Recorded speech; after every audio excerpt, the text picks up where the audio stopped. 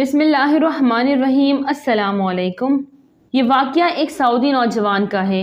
یہ اپنی زندگی سے مطمئن نہیں تھا۔ اس کی تنخواہ صرف 4000 ریال تھی۔ شادی شدہ ہونے کی وجہ سے اس کے اخراجات اس کی تنخواہ سے کہیں زیادہ تھے۔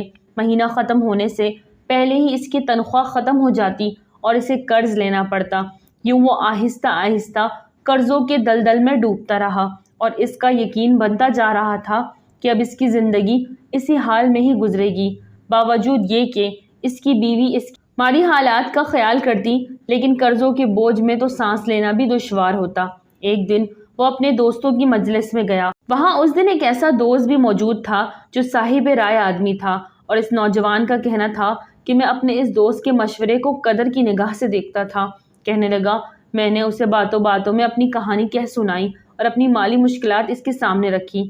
اس نے میری بات سنی اور کہا کہ میری رائے ہے کہ تم اپنی تنخواہ میں سے کچھ حصہ صدقہ کے لیے مختص کرو۔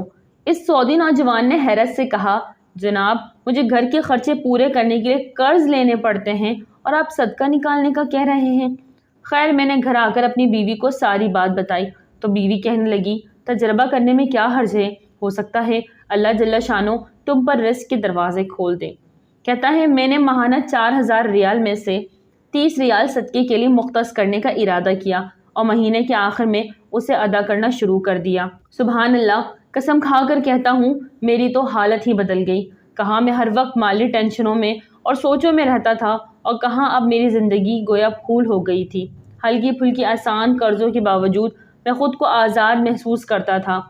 ایک ایسا ذہنی سکون تھا کہ کیا بتاؤں۔ پھر چند ماہ بعد میں نے اپنی زندگی کو سیٹ کرنا شروع کیا، اپنی تنخواہ کو حصوں میں تقسیم کیا، اور یوں ایسی برکت ہوئی جیسے پہلے کبھی نہ ہوئی تھی۔ میں نے حساب لگایا اور مجھے اندازہ ہو گیا کہ کتنی مدت میں انشاءاللہ قرضوں کے بوجھ سے میری جان چھوٹ جائے گی۔ پھر اللہ جل شانہ نے ایک اور رستہ کھولا اور میں نے اپنے ایک عزیز کے ساتھ اس کی پراپرٹی ڈیلنگ کے کام میں حصہ لینا شروع کیا۔ میں اسے گاہک لا کر دیتا، اس پر مجھے مناسب پروفٹ حاصل ہوتا۔ الحمدللہ، میں جب بھی کسی گاہک کے پاس جاتا وہ مجھے کسی دوسرے تک رہنمائی ضرور کرتا۔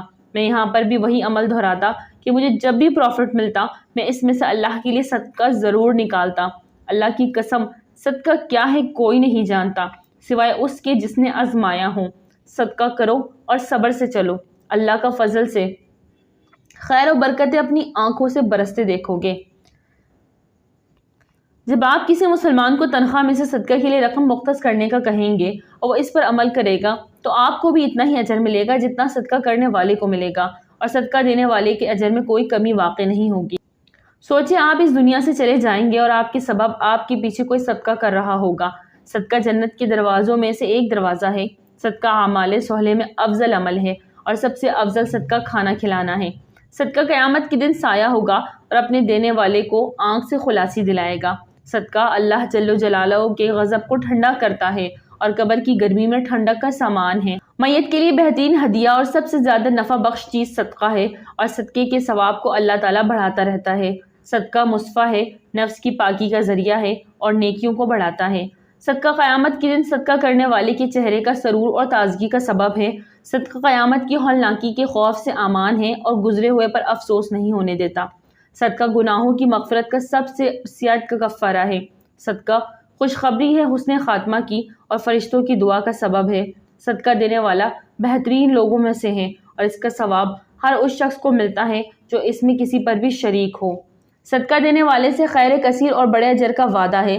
خرچ کرنا آدمی کو متقین کی صف میں شامل کر دیتا ہے، اور صدقہ کرنے والے سے اللہ کی مخلوق محبت کرتی ہے۔